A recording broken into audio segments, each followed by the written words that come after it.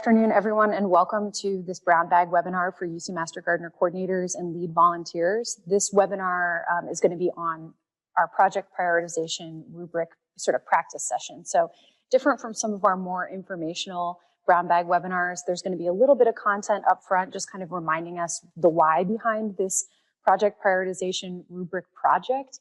And then we're going to spend some time together looking at several different scenarios that are going to help us norm our grading for using this rubric. And I'm hoping to get your feedback today to be able to incorporate that into the final project that I'll be sharing with all of you. This webinar is going to be recorded in part, and all of the resources that you see here are going to be posted to the UC Master Gardener Coordinator website and/or the collaborative tools. Any finalized tools will live on the website, but if there's some stuff that we still are working out, you'll find those messages on collaborative tools. Welcome, my name is Marisa Coyne. I'm the Volunteer Engagement Coordinator for the UC Master Gardener Program. Running the chat today is Training Coordinator Lauren Snowden. And then in the background, joining us just for the first few minutes and then maybe having us on mute is Missy Gable, our statewide program director. I do want to say at the top of this meeting, thank you for joining us today. I know that for myself today in the last couple of days, and I think this week, there's some uncertainty and anxiety with regard to our current political climate. And I just want to thank you for at least for the next hour being focused on our future and the future that we want to create for ourselves and also our communities throughout California. I'm thinking today of President Drake's words to us in his email about the election season that we're currently in, and really encouraging us to remember that we're here at the University of California because we want to be a part of building a better future. And that gives me some hope. Speaking of hope, I think also of the words of our colleague Elaine Lander in IPM, who on a call yesterday morning said, hey, I want to start this call with asking you what's giving you hope today. And that really put me in a good frame of mind to be able to finalize this presentation. So I'm grateful for her. And then finally, some words from Sasha Capps, who is a new UC A&R employee because the Ag Sustainability Institute's SARUP, or Sustainable Ag Research Project, is moving under UC A&R for the first time this year. And she said, you know what, although there are very real consequences for this election, in terms of the work that we're doing, what this is going to change is the conditions under which we do our work. We're still going to be here. We're still going to be extending gardening information. We're still going to be managing teams of garden educators that are extending important information to Californians that want to participate in their food system. So that really gave me a sense of purpose and a reminder, and hopefully we can all share in that comfort that we're here today, and regardless of some of these external situations that can impact us all deeply personally in different ways, we're here because we really do believe that a future for Californians that we want to build includes stewarding of land and water, and we think that the UC Master Gardener program is one way that we can do that. So that's my little speech at the top of this meeting to say thank you for being here. And for doing the work that you did yesterday and today and the work that you're going to do tomorrow. And a part of that work is trying to figure out how much work is feasible. So that's what we're going to talk about today. The agenda for this meeting, I'm going to touch a little bit on the background for this project. We have some folks who are joining us who maybe didn't participate in our previous webinars. So I'm going to touch on that very briefly. I'm going to explain a little bit about the logistics for this meeting, and then we're going to start working the rubric through 5 different project scenarios. And you might have to bear with us a little bit because we didn't know how many people were going to join this meeting. So it seemed like, okay, we're going to be all in one room, but actually I think we might be breaking up into a couple different breakout rooms to create some robust discussion. So as I said, welcome, thank you for joining us. I know that a few people joined as I was giving some comments at the top of this meeting. So I saw Louise and Catherine joining. Thank you for being here. The background in this project, this COVID-19 and volunteerism survey turned Project Prioritization Rubric project is as follows. Back in March, our national partner Volunteer Match released a survey, and then in May they did a second round of surveys. These surveys found that there would be depressed volunteer turnout for the coming program years. In June, we introduced the concept of disseminating a similar survey to UC Master Gardener volunteers specifically, and in July we disseminated that. In September, you joined a Brown Bag webinar and you heard some statewide results from evaluation coordinator Tamika Wilkins. And then in October, you received your county level results. If you haven't received them, feel free to email Tamika Wilkins. She's pulled all those reports together. And if you're the If you're a volunteer, check with your coordinator. If you are a coordinator, check in with Tamika to make sure that you get your county level reports, but everyone should have those. And then in November, our goal for this month is to finalize this project prioritization rubric, which I'm going to talk about a little bit more in just a second. But I want to mention, if you just heard me mention those 2 brown bag webinars and you're like, wait, what? Both of those are posted on our YouTube channel. You can find the links to those YouTube videos on our coordinator website, but you can also just find them on our public YouTube's brown bag webinar playlist. Okay, so 2 things I'm thinking about today with regard to this project prioritization rubric. We know that in the UC Master Gardener program, we're expecting depressed volunteer turnout for the next program year. That's reflected in the statewide data.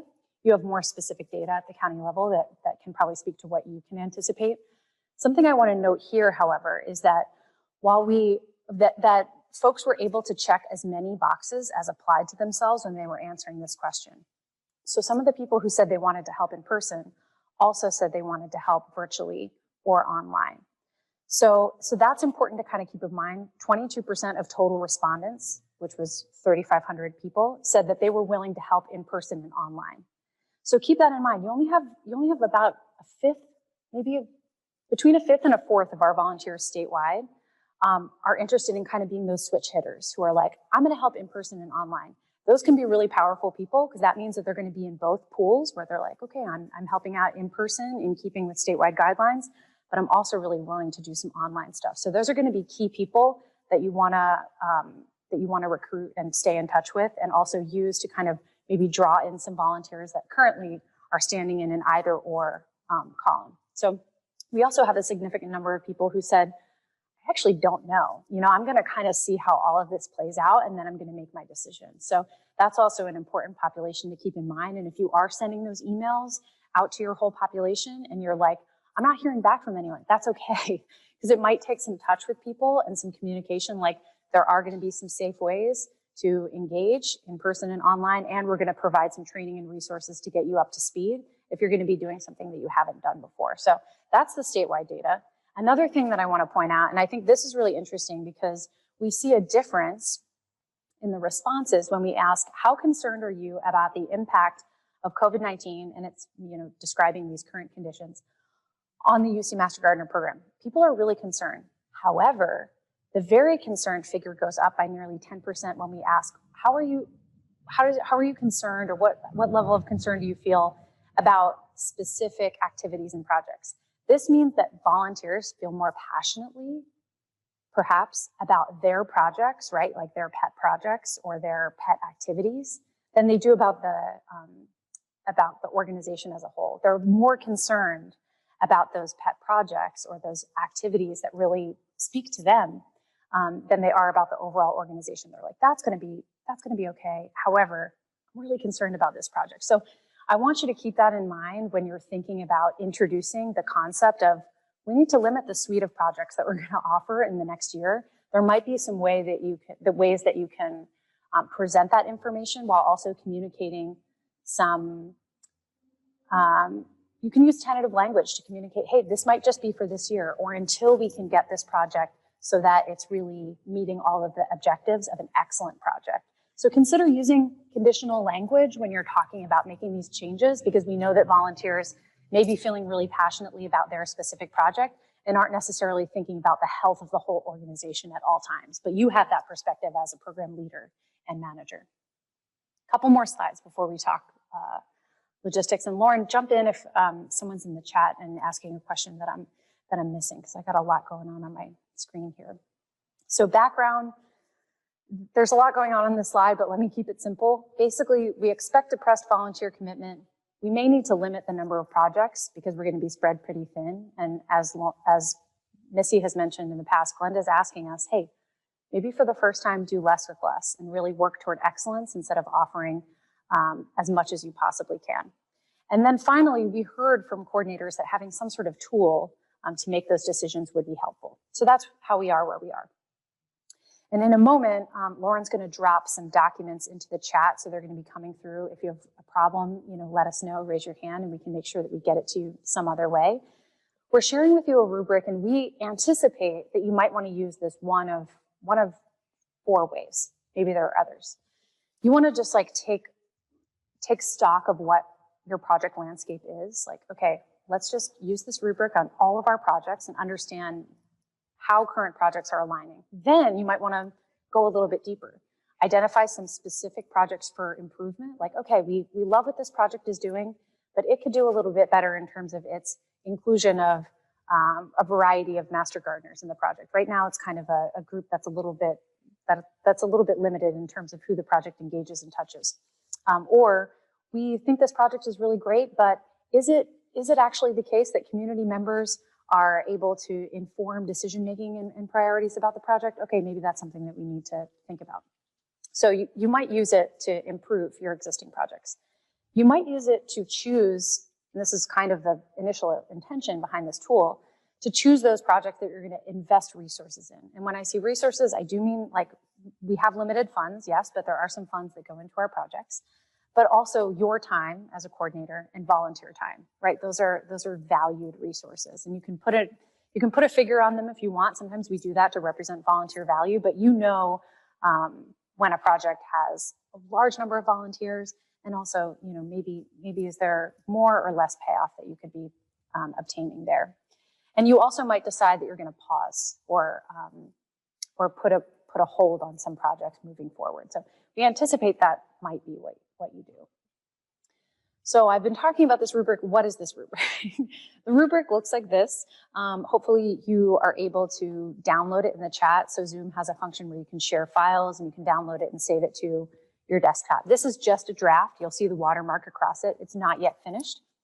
But what we're asking in this rubric is, how does a project stack up in terms of 7 criteria? I'm going to run through these super, super quickly because we have 2 other presentations that include this material.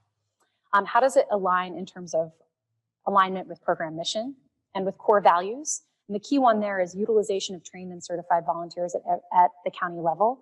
So this is where is that project a pet project of a few people, or does it really utilize certified volunteers in an impactful way and provide continuing education in a way for a variety of volunteers? Strategic initiatives, these are all over the UC A&R website and materials. Local priorities, this is where, if Dustin was on the call, he would say, this is where we can go a little bit astray. If we start to create exciting partnerships, then we experience mission drift when we start taking on activities and projects that maybe drift away from that core mission. But this is really important because it's about relevance of our program to the local community. Unique areas of brilliance, and you'll see some notes on the rubric that, yes, volunteers can have unique areas of brilliance that don't actually align with our mission, but we're hoping that we can create the kinds of projects or roles that can highlight those volunteer areas of brilliance. And communities underserved by extension. I'm shouting out a couple of projects that recently won our Search for Excellence. If you have had an opportunity to review those projects or look at some of the online conference offerings for this year's virtual mini conference, they're really cool, and they sort of felt like they were great examples of engaging with communities typically underinvested in by UC Cooperative Extension, but also the extension system more broadly. Finally, the rubrics that you're seeing here has changed since the last time I shared it with you, because I've gotten some great feedback from you all. So I shared the rubric in September of 2020. I added a fundraising criteria or a criteria for fundraising events that was based on feedback from coordinators and from my statewide colleagues. I met with Dustin Blake and Danica Tabor because they had some robust feedback that they shared with me via email, and I kind of made sure that I incorporated their instructions. I developed an instruction sheet, which hopefully you're also seeing there in the chat. And then I developed some scenarios for this meeting, which I don't want to prescribe. Like, again, you all are on the ground. You're very familiar with the projects that are in your county's portfolio. So I don't necessarily want to be like, this is an excellent project, because you might have a lens that's different from mine. So what I felt I wanted to do today was I wanted to share 5 different scenarios and ask you to apply the rubric and work it, and then let me know your thoughts and feelings. And I think you all as a group would be able to kind of crowd generate a better answer key, so to speak, to help your fellow coordinators than I would, given that you all have a close connection to, again, those portfolios of projects in your county. So I'm going to open up my chat here in just a second. And I just want to see, Lauren, thank you for loading all of those. I just wanted to make sure that there wasn't a question that I was missing. I was going to, Marisa, can you hear me all right? Yeah, can I make you a host so you can create some may. breakout rooms? Yes. Sounds good. I just wanted to say that when people download a file, it's going to have you open it. It's going to ask you to save it somewhere where you can open it easily. I've saved stuff before and then could never find it, so I suggest saving it to your desktop. And then you're going to have 3 files. One is going to be the actual rubric. One is going to be the instructions, which you might have to read like once or twice. I've done the rubric a couple times, Marisa, and it's once you get the hang of it, you're pretty good at it. And then Marisa also gave us some scenarios to use today. So those are your 3 files. Okay, cool. Thank you, Lauren. So Lauren's going to assign us to 2 different breakout rooms. And Lauren, does that sound good too? Because some of us will stay in the main room here for. Yes, I am going ahead and do that. All right, thank you so much. So you're going to be assigned to a breakout room. You're not going to go there quite yet, but let me just share with you what the vision is for when you get there. So check the chat box, make sure that you have the draft rubric, the sample project, scenarios. There should be 5 of them, Project Alpha, Project Beta, and then the digital rubric link. So hopefully that's in your chat right now. This was something else that I tried, and you might have to scroll through. I'm not sure if it's there yet, but Lauren will add it. So this is something I thought I would try because some people might find it unmanageable if they had like a bunch of different papers flying back and forth, and then if you involve volunteers, are they going to all send you PDFs? It might be wild. So I created a UCANR survey through Survey Tool that is right now just a test, just a sample, and then I would be happy to make a copy and then make you the owner of it if that's something that you want to use moving forward. So the sample rubric is what you're going to fill out for today for these sample projects. So again, you'll pull up that sheet with the project scenarios, and then you're going to use the digital survey to fill out your rubric, essentially. And that way we can all look at them together, and hopefully I'll get a few different takes on what folks would rate a project. So I can kind of norm them together. So once you're in your breakout room, you're sitting there at your computer at home, you have all of the documents saved to your desktop, you have the rubric open, you're doing good. You're going to join your breakout room when Lauren invites you. You're going to note the scenarios that your room has been assigned. So in a moment, once Lauren's done with assigning the rubric, I'm going to say, or with assigning the breakout rooms, I'm going to say, breakout room 1, you're going to do scenarios A and C. I'll say them and then I'll type them in the chat. You're going to complete the digital rubric for both scenarios. And then keep in mind, like, if you have disagreement in your group about like, oh, I actually think that, this would go into the exemplary category. And other people are like, I think this area, it still needs work. Keep those in mind so that we can have a discussion about them when we come back. And you're going to have about 30 minutes, 25, 30 minutes in your breakout room. So hopefully you're going to have a chance to work through 3 scenarios. So Lauren, you just let me know when you're all set there, and I'm going to type in the breakout scenario assignments into the chat. So we have a room 1 and a room 2. I'm about to click the button that says open all rooms. So by now, everyone, if you haven't already, if you're having problems, let us know. I'm downloading those 3 documents. And I'm going to go ahead and click the open all rooms. And so people should be seeing something that says, go to room, I believe. So you're going to click on that and go to your lovely, lovely room to hang out with each other. And I see people are heading into their rooms already. Nicely done. Hi, everyone. Welcome back if you're just joining us. Awesome. So hopefully you had a chance in your breakout rooms to talk through a couple different scenarios. Both breakout rooms were assigned to do Project Alpha. So I thought we would start with that. And I should say, these scenarios were developed by myself, as well as Danica, Tabor, and Dustin Blakey in Inyomono and in Santa Barbara. They provided some input for these. So these are generic projects. They're not real projects. These are projects that are sort of manufactured for the purposes of doing this activity. So, and again, we have not assigned any scores whatsoever. I'm really interested in your thoughts and feedback. So maybe for Project Alpha, if folks want to unmute themselves, or a representative from each breakout group perhaps can share what things their group talked about or how they kind of evaluated this, this project. That'd be awesome.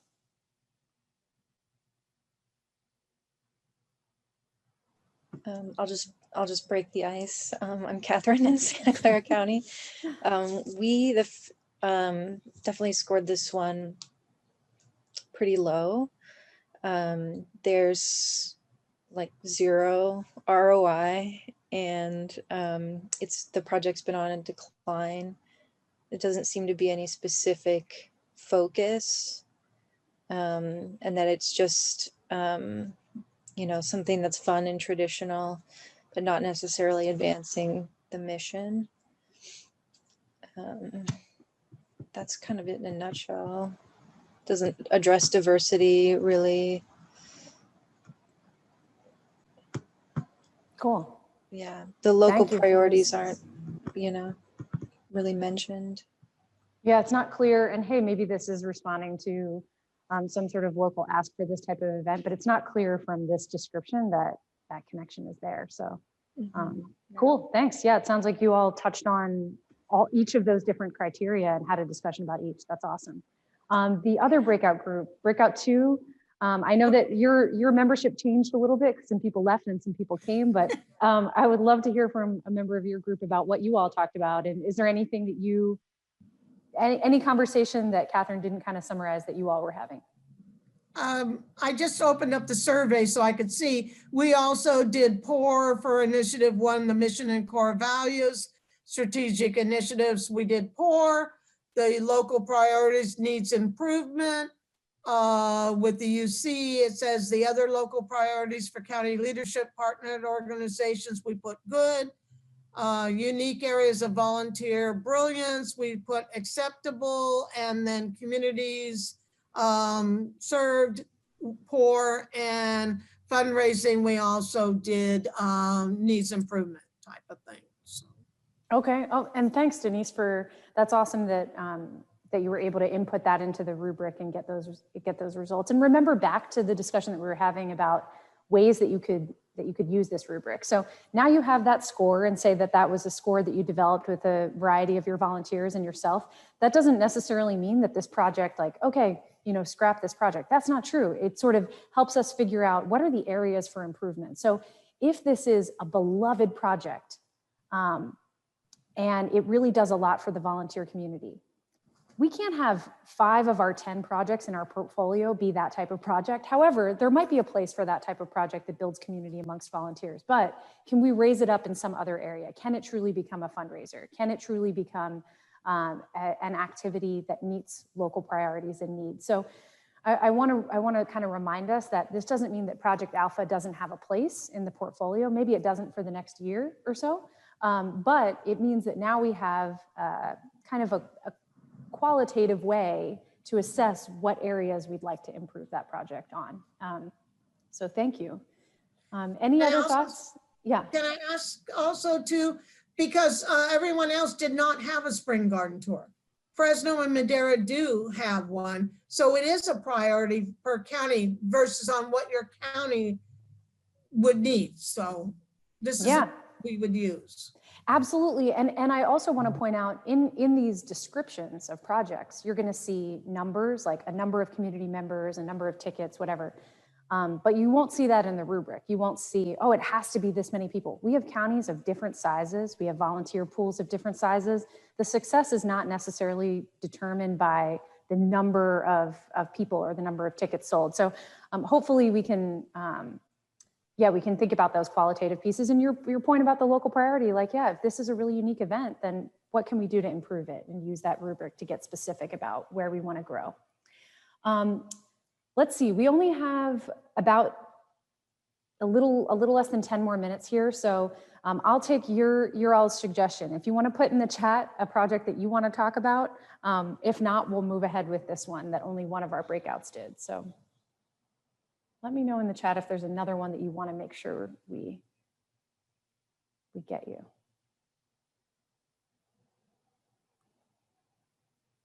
Okay, let's move ahead with this one. So I believe group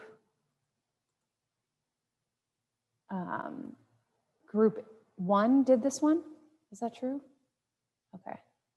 So maybe another representative from Group 1 can talk through what you thought about for this project scenario.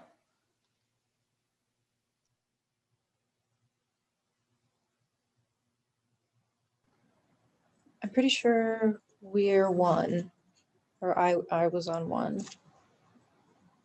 So we did A, C, and E. Okay, do you want to go to C? Maybe we can do that.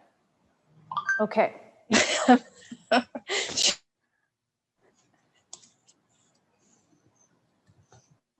Okay, this one, we had a lot, well, I don't know, we had more discussion about this one because some of the things you sort of have to infer. You know, it's good for the mission because we're, you know, doing train the trainer and really extending education through educators and parents, and that the lessons are aligned with, you know, Master Gardener topics that are a focus, and like it's a good base of, you know, beginner gardening education. It's good that, you know, the teachers have their role and the Master Gardeners do as well. I don't know, what else did we say? I've got my thing here. No, that's an A. It's something that we can adapt to a digital format as well. That's right. We don't need to have a COVID version. Thank you.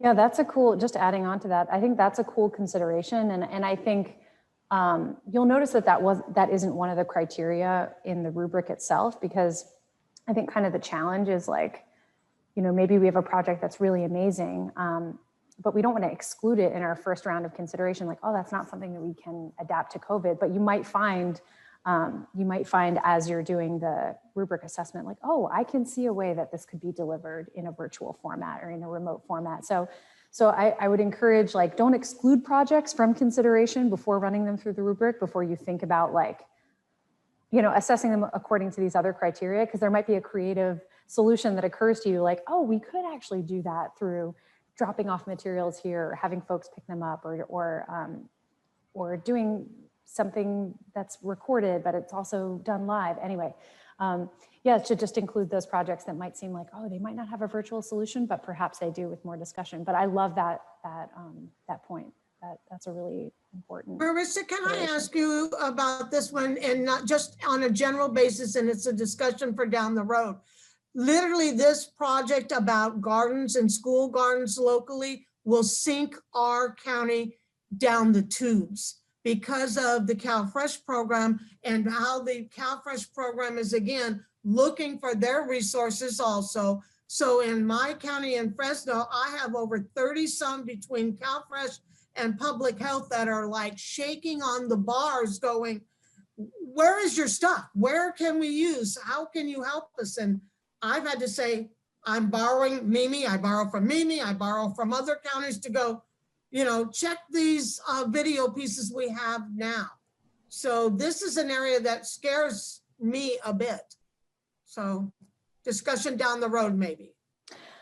Yeah, and I think you raise a good point, and I know afternoons are really tough for Dustin, but when I first shared the idea of this rubric, he wrote me, and Dustin's the county director, but also the Master Gardener advisor in Inyo-Mono. And he wrote me and said, I developed a rubric when I was in Arkansas that I used with my projects. And he also talked about remembering that the administrative power of the program, like, resides with you as the coordinators and county directors and advisors. And the county directors are the ultimate authority, but they often delegate authority to you. For example, in Fresno Madera, Denise as the coordinator. So this rubric is a tool that you can use. You also have your own understanding of what you have the capacity to manage. So a project might be really exceptional, but it really eats up a ton of funds. It eats up a ton of your time as a coordinator. You're empowered. The statewide program, which doesn't, you know, oversee you per se in your role, but we provide tools and resources. Work with your county director, and you know, you don't necessarily need to say the outcome of these rubric sessions is what's going to determine what projects we move forward. You can claim some of that power and say, you know what, we need to sort of limit the number of resources that we're going to assign to that project, because I just know that it's going to be financially and also it's going to be financially taxing, and it's also going to be time intensive. So I don't want you to feel like this is the only tool that you get to use to make your decisions. You all are professionals in your role. This is a tool that you might decide to use, and we hope you find it useful. But yeah, everything that you just mentioned in terms of the sort of fiscal security and your navigation with other UC programs, those are all really important considerations that have to do with your decision making as a leader.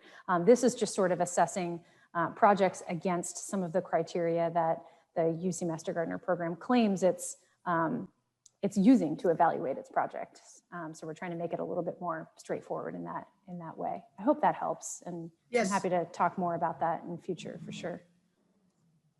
Thank you. We have 1 minute remaining on this call, so I don't know that we have enough time to dive into another scenario, but I do want to address a couple of comments in the chat. Jerry, thanks for joining us. Jerry's the coordinator in Calusa. And I want to mention, yeah, this can be overwhelming, right? So we look at these 7 criteria and we say, oh, wow, like this is pretty overwhelming. But I want you to think back to the beginning of this presentation and realize that there are a lot of different ways that you can decide to use this rubric. The question, can we do anything fun? Yeah, we hope that when you're doing things that are in alignment with the mission and strategic initiatives and core values, your local priorities, your advisors and county directors' priorities, and your volunteers' unique areas of brilliance, that those are fun. And of course, there is a role for celebratory community building events within the UC Master Gardener program. However, we hope that this tool is going to help us be honest with ourselves about how many of our projects are those fun projects that are just for us, the internal community, and how many of our projects are advancing our mission. So yeah, there's absolutely a role for those celebratory community building, really nourishing projects. That's what keeps our volunteers coming back, and we have to steward those volunteers through offering them really fun activities. But we hope that this tool is going to help us make strategic decisions, because we know we've got limited resources for the coming couple of years, both in terms of our, the tightening UC budgets and our volunteer time. So yeah, we want you to have fun, no doubt about that. And we hope that this conversation can be ongoing and a creative space for coordinators and lead volunteers to brainstorm about what that could look like. But yeah, to the fun question, like absolutely. And with that, we are gonna sign off here in just a second. I'm gonna click through and just remind you of a couple of things before you go. Reminders from the statewide office. Portions of this presentation have been recorded, and they're going to be posted on the website and also on the CT. So if you want these slides sooner than later, email me. I'll share them with you just directly in your email as immediately as you like. And then mark your calendar for some upcoming brown bag webinars. We've got a lot of really awesome stuff on the schedule. On December 9th, we're going to hear from the folks at the Diversity, Equity, and Inclusion Office and Affirmative Action about all reasonable effort and outreach to diverse audiences. Then in January, Melissa is going to talk to us about digital inclusion and making our content more accessible. I've learned a lot from her about writing captions for visually impaired folks who might be using our web resources, and she's attended a couple of workshops that have been really, really educational, and I'm excited for that as a learner myself. And then in February, we're going to hear from Missy and Lauren and myself about some national resources. So what is NIFA, which is one of our partner organizations and where our funding comes from at the national level. We're also going to learn more about the e-extension platform, and I'm going to share with you about the Extension Master Gardener Network's resources page. So these are like, I'm just really excited to have this calendar full of those great opportunities. And go to the coordinator website's events tab if you want to download calendar invites for these events. And of course, mark your calendar for Giving Tuesday, which is December 1st. It's 24 hours of giving. Emily's newsletter went out today. Email her if you didn't receive it and you want to receive it, and she'll get it to you for sure. So with that, I don't want to take up any more of your time. Lauren's got the events tab in the chat, but thank you for joining today. I'm sorry it was a little bit rushed there when we were working through the scenarios, but I'm grateful for your feedback, either after this meeting or, via email, or if you want to fill out that rubric and let me know what should be included in the answer key, I'm excited about that. So appreciate you all. And I'm going to go ahead and stop the recording. And Hey, Marissa, yeah, hi. just really quick. So our county would probably be super happy to have this. Can we start using the rubric and adapting it? Oh, good question. Let me, can I get you a version of it by the end of the week where I remove the watermark? And I also Sure. want to, Yeah. I want to incorporate some of what you all have shared in terms of your feedback about, Project A. It sounded like you all were like, hey, this is kind of in that needs improvement category. And what I heard from you when you were talking about Project C is like, okay, this is a project that's a pretty good project. Like, yes, there may be some concerns about how much, an area of concern might be like, oh, it's going to consume a lot of time and resources. So maybe I can just summarize what you all have said either in your rubric or what you email me, and I can get it to you by Friday, just so maybe folks feel like they're not kind of like flying without like good visibility when they're going into conversations with their volunteers. Does that sound okay? Yeah, that's Okay. more than okay. Thank you. Cool. Yeah. Any other questions? Okay. Okay, sounds good. Well, with that, I'm going to go ahead and end the meeting here because I know that right now time is of the essence and is valuable. Thank you for joining today. And Lauren, thank you for running the chat there. That was really, really helpful. If you have feedback about the project scenarios or this project in general of developing the rubric, don't hesitate to email me after this. And like I said, I'll try to get something in shipshape out to you by the end of the week if you'd like to use it more readily. And I'm happy to share these slides too. So if that's going to be helpful to you in presenting this information to your volunteers, be happy to do that. Okay. Thanks, y'all.